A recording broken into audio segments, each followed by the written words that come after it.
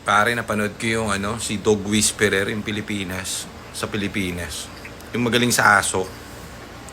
Na-curious ako eh. Meron kasi kami ditong aso. Dalawang aso. Makulit yan. As in talagang makulit yan.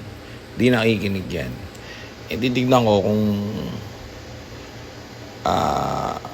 gagawin ko yung ginawa ni Dog Whisperer. Titignan ko lang kung uubra. Malay mo naman umubra. Gagawin natin. Chuchay. Kita mo? Nagwawala oh. Dapat daw hawak dito.